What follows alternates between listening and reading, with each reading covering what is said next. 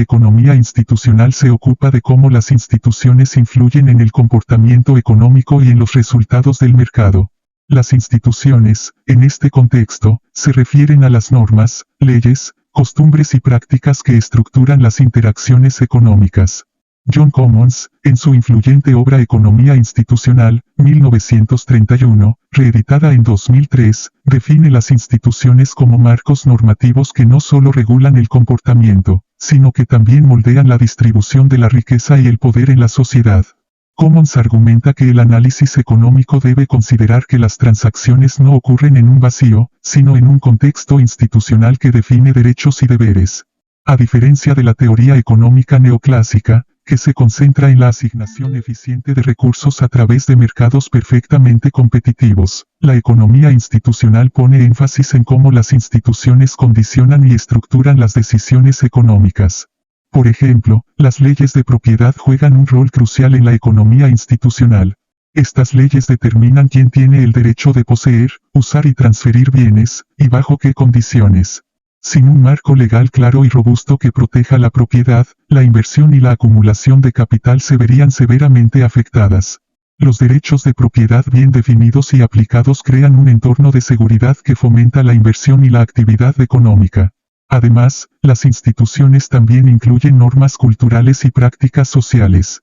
En diferentes culturas, las normas sobre la gestión del tiempo, el trabajo y las relaciones familiares pueden variar significativamente, influyendo en cómo las personas interactúan en el mercado. Por ejemplo, en algunas culturas, la lealtad a la familia puede influir en la estructura empresarial, favoreciendo negocios familiares o la transmisión de empresas a las siguientes generaciones. La economía institucional también analiza cómo las organizaciones, como empresas y sindicatos, influyen en la economía. Las empresas no solo responden a las señales de precios, sino que también están sujetas a reglas y normas que afectan su comportamiento. Los sindicatos, por su parte, pueden influir en las condiciones de trabajo y en la negociación de salarios, afectando tanto la productividad como la distribución del ingreso. Un aspecto clave del enfoque de Commons es su visión de las transacciones como unidades fundamentales de análisis. Las transacciones no son solo intercambios de bienes y servicios, sino también procesos que involucran la negociación de derechos y la resolución de conflictos.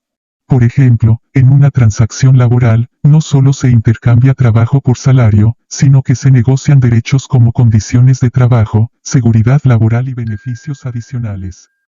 Estas transacciones están moldeadas por instituciones que establecen cómo deben llevarse a cabo estas negociaciones y qué derechos deben protegerse. Commons también enfatiza el papel de la costumbre y el derecho en la economía. Las costumbres, que incluyen prácticas habituales y creencias compartidas, configuran las expectativas de los agentes económicos y establecen un marco dentro del cual se llevan a cabo las actividades económicas. El derecho, por su parte, codifica estas costumbres en leyes y regula las relaciones entre los individuos y las organizaciones, proporcionando un sistema formal para resolver disputas y asegurar el cumplimiento de las normas. La economía institucional, por lo tanto, proporciona una perspectiva amplia que considera no solo los factores económicos directos, sino también el contexto social, legal y cultural en el que operan los mercados. Esta visión integrada permite una comprensión más completa de cómo se forman y evolucionan las instituciones y de cómo éstas, a su vez, moldean la economía. Economía de la regulación. La economía de la regulación se enfoca en el análisis de cómo las reglas y políticas, principalmente las impuestas por el Estado, influyen en la conducta de los mercados y los agentes económicos. Julio Neffa, en su trabajo Evolución conceptual de la teoría de la regulación, 2005, argumenta que la regulación es necesaria para corregir las imperfecciones del mercado que la teoría económica neoclásica tiende a ignorar. La regulación económica se introduce como respuesta a problemas como los monopolios, las externalidades y la asimetría de información. Un ejemplo claro de regulación es la legislación antimonopolio, que se diseña para evitar la concentración excesiva de poder en un solo proveedor, garantizando una competencia justa. Sin regulación, los monopolios pueden ejercer un control indebido sobre los precios, limitar la oferta y perjudicar a los consumidores.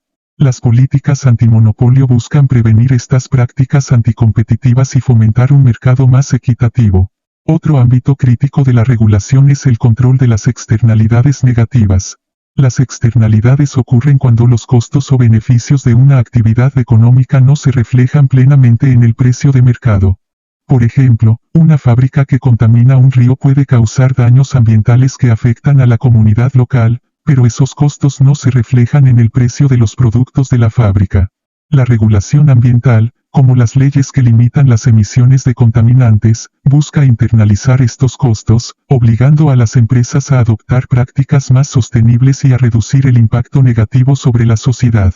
NERFA también explora cómo la regulación puede abordar la asimetría de información, un problema donde una parte en una transacción posee más información relevante que la otra. Por ejemplo, en el mercado financiero, los reguladores pueden exigir a las empresas que proporcionen información completa y precisa a los inversores, reduciendo el riesgo de fraudes y asegurando una mayor transparencia.